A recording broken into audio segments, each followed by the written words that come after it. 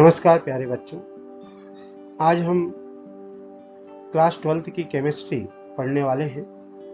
इसके अंतर्गत chapter first, जिसका नाम सॉलिड स्टेट है, उसको समझ रहे हैं। प्यारे बच्चों, यह जो चैप्टर है हम क्वेश्चन आंसर के फॉर्म में समझेंगे। किसी भी चैप्टर को समझने के कई तरीके हो सकते हैं।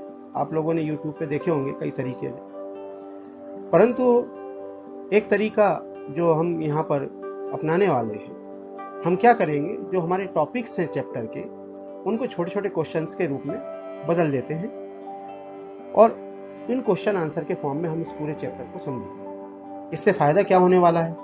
इससे फायदा ये होता है बेटे कि उस चैप्टर के पॉइंट्स को याद रखने में हमको आसानी होगी। और जो दूसरे सीबीएसई के अलावा जो दूसरे बोर्ड्स हैं, खासतौर से मैं एमपी बोर्ड या यूपी बोर्ड या इन सब बोर्ड्स की बात करूं, तो इनके स्टूडेंट्स को ये क्वेश्चन बहुत फायदेमंद हो सकते हैं, ऐसी हमको आशा है। सीबीएसई के जो स्टूडेंट्स हैं हमारे, वो ये समझे कि टॉपिक्स है, और बाकी जो बोर्ड हैं उनको ये क्वेश्चन आंसर के फॉर्म में आप इस चैप्टर को समझ सकते हैं। और इन क्वेश्चन को आप लोग जो है, इन क्वेश्चन आंसर को आप याद कर लें तो आपको फायदा होगा।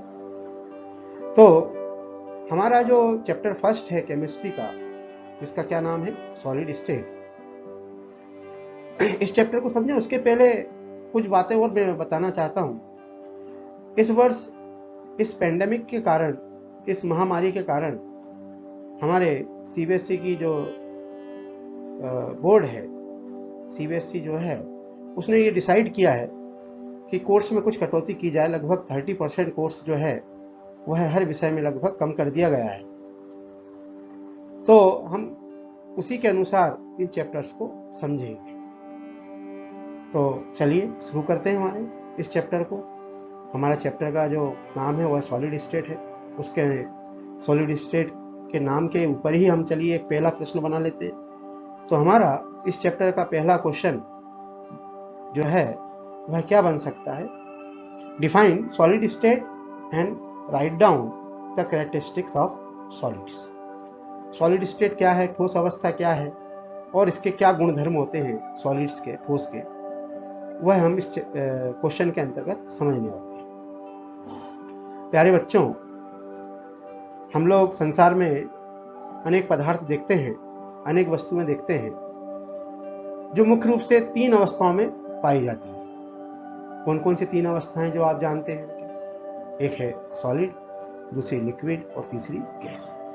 कौन कौन सी 3 स्टेट हो गई आपके डेली लाइफ में जो आप देखते हैं? तो पहली स्टेट आप जो देखते हैं वह है सॉलिड, दूसरी स्टेट जो आप देखते हैं वह है लिक्विड, और तीसरी स्टेट वाले पदार्थ जो आप देखते हैं वह है गैस। पर आपको शायद मालूम होगा या आप लोग जानते होंगे, इन तीनों स्टेट के अलावा एक और स्टेट होती है जिसे कहते हैं प्लाज्मा स्टेट, जो कि स्टार्स वगैरह में, तारों वगैरह में पाई जाती है। तो प्लाज्मा स्टेट को जो है हम अभी इस चैप्टर के अंतर्गत नहीं पढ़ेंगे। मुख्य रूप से हमारा फोकस सॉलिड स्टेट के अलावा लिक्विड और गैस पर भी हो सकता है। तो अगर मैं आपसे बात करूं कि जो सॉलिड है उनकी क्या विशेषताएं आप देखते हैं, अगर मैं बात करूं कि सॉलिड है उनकी क्या विशेषताएं आप देखते हैं, तो बेटे जैसे अगर मैं बोलूं कि यह जो पेन है एक सॉलिड है, तो यह पेन की क्या विशेषता देख रहा है ना? ये मोबाइल है, यह भी एक सॉलिड है, ठीक है। और भी कई पदार्थ आप लोग हमारे डेली लाइफ में आप देखते हैं। तो आप देखते हैं कि इस पेन को या कोई भी चीज को जो सॉलिड है उसको कहीं भी रख दें, किसी भी जगह पर रख दें। अभी जैसे पेन मेरे हाथ में है, मैं इस हाथ में रख देता हूं, चाहे मैं इसको जमीन पर रख देता हूं, चाहे मैं टेबल पर रख देता हूं, चाहे किसी गिलास के अंदर रख देता हूं या पेन होल्डर के अंदर रख देता हूं, इस पेन का या सॉलिड का शेप नहीं बदलेगा। शेप बोल सकते हैं, ठीक है, आकृति, और साइज, साइज को हम बोल सकते हैं आकार, ठीक है।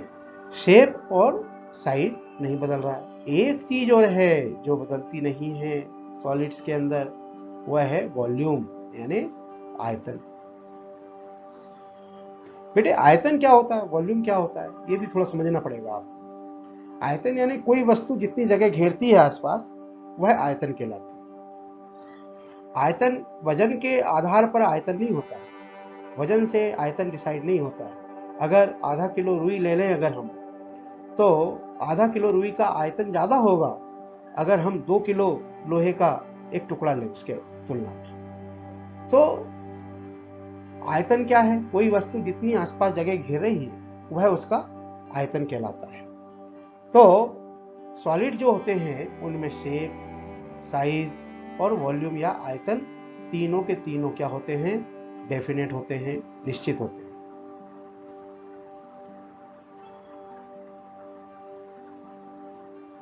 तो सॉलिड्स के अंदर शेप जो है, शेप, साइज और वॉल्यूम तीनों डेफिनेट होते हैं।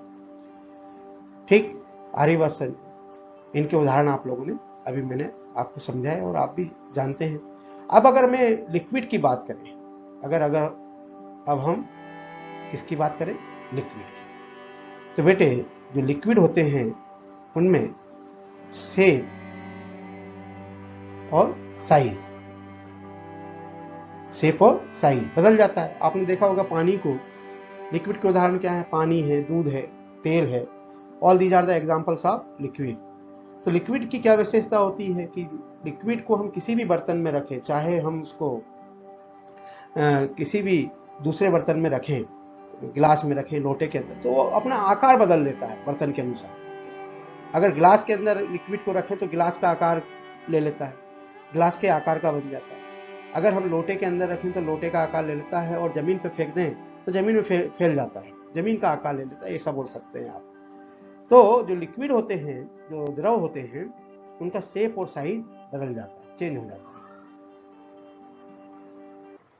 है ना। तो जो लिक्विड होते हैं उनका शेप, साइज चेंज हो जाता है। पर वॉल्यूम, अगर मैं बात करूं वॉल्यूम की, आयतन की,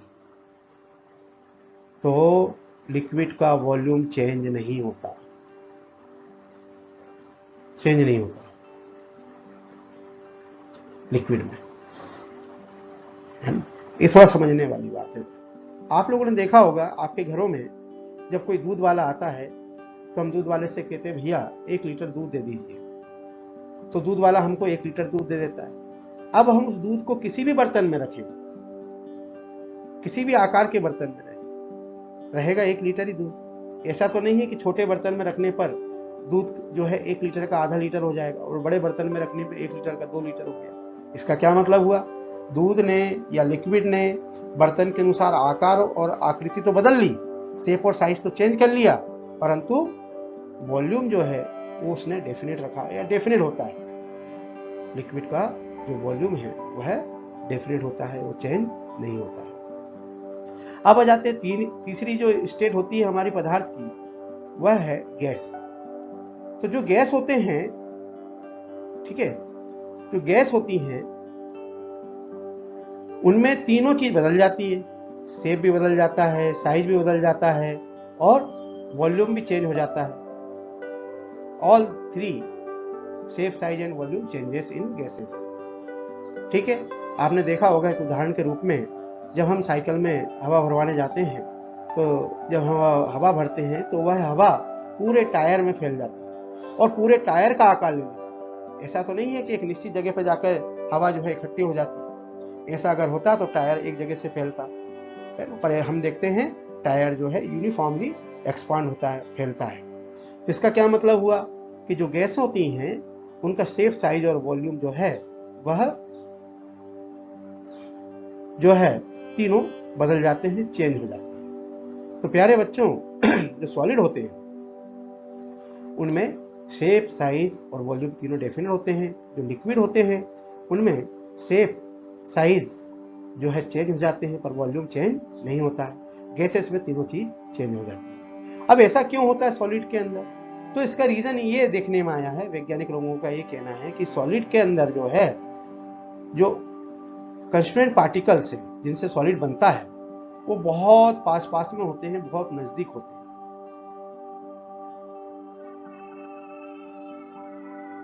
इसके अंदर, सॉलिड्स के अंदर जो कंस्टिट्यूएंट पार्टिकल्स हैं बहुत नज़दीक होते हैं, बहुत पास पास में होते हैं, और भी ये कंप्रेस नहीं हो सकते हैं, ये जो है और पास में नहीं आ सकते, इनके बीच में जो गैप है वह नेग्लिजिबल होती है, या बोल सकते हैं होती नहीं है। इस कारण क्या होता है, इनका शेप, साइज और वॉल्यूम डेफिनेट होती है। जो लिक्विड होते हैं उनमें कंस्टिट्यूएंट पार्टिकल जिनसे कि लिक्विड बनते हैं वो थोड़े दूर दूर होते हैं, और गैसेस में तो अगर देखें तो बहुत ज़्यादा दूर दूर होते हैं गैसेस के अंदर कौन, कंस्टिट्यूएंट पार्टिकल्स। ठीक है, इसलिए जो गैसेस होती हैं उनमें तीनों प्रकार की चेंजेस हम देखते हैं शेप, साइज और वॉल्यूम में। तो प्यारे बच्चों, अगर हम देखें कि जो सॉलिड है उसकी डेफिनेशन क्या बन सकती है, तो हमारा जो पहला प्रश्न है उसका जो फर्स्ट पार्ट है तो उसका आंसर क्या बन सकता है हमारे डिफाइन सॉलिड स्टेट का, the state of matter in which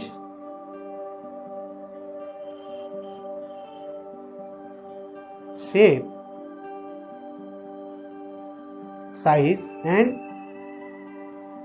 volume of any object remains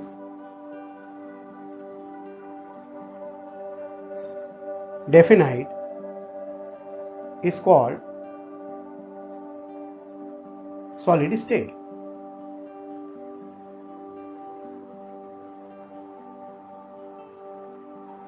ठीक है बेटे, पदार्थ की वह अवस्था जिसमें किसी भी वस्तु का आकार, आकृति और आयतन निश्चित रहता है, क्या कहलाती है, ठोस अवस्था कहलाती है, सॉलिड स्टेट कहलाता है। अब अभी हमने जो उदाहरण समझे और जो मैंने आपको समझाया उसके आधार पर अगर हम देखें तो क्या कैरेक्टरिस्टिक्स आ जाते हैं, सॉलिड्स कैरेक्टरिस्टिक्स क्या हो जाते हैं। ठीक है, तो अगर हम सॉलिड्स के कैरेक्टरिस्टिक्स की बात करें तो क्या है, पहला हम कैरेक्टरिस्टिक ये देखते हैं कि जो इंटरमॉलिक्यूलर डिस्टेंस है, जो इनके कंस्टिट्यूएंट पार्टिकल्स उनके बीच की जो डिस्टेंस है ना, इसको हम इंटर पार्टिकल डिस्टेंस भी कह सकते हैं, वह नेग्लिजिबल होती है।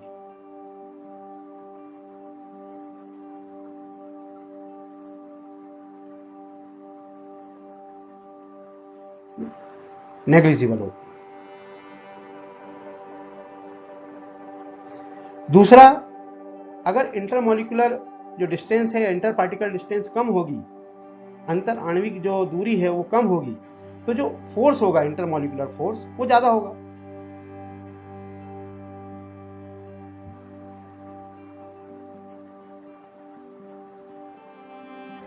जो फोर्स ऑफ अट्रैक्शन है, इंटरमॉलिक्यूलर फोर्स ऑफ अट्रैक्शन बोल सकते, चलिए,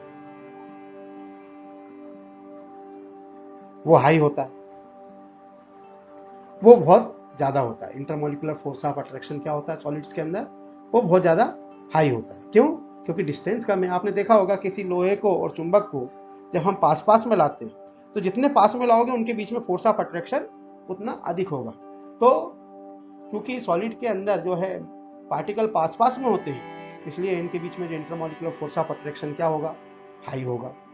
तीसरा जो सॉलिड होते हैं, तीसरा जो कैरेक्टरिस्टिक होता है सॉलिड का, वो हम देखते हैं, अभी हमने देखा कि ये मॉलिक्यूल पास पास में, तो इनके मॉलिक्यूल्स कंप्रेस नहीं होंगे, नॉन कंप्रेसिबल होंगे।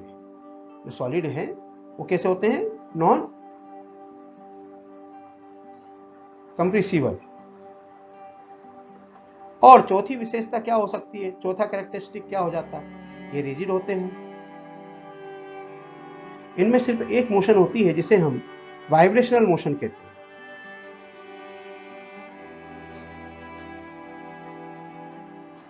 तो सॉलिड्स के अंदर सिर्फ वाइब्रेशनल मोशन पाई जाती है, मॉलिक्यूल्स जो हैं अपनी जगह पर सिर्फ वाइब्रेट कर सकते हैं। तो इस प्रकार हमारा यह पहला प्रश्न था, define solid state and write down the characteristics of solid. तो आपने समझा कि the state of matter in which shape, size and volume of any object remains definite is called solid state.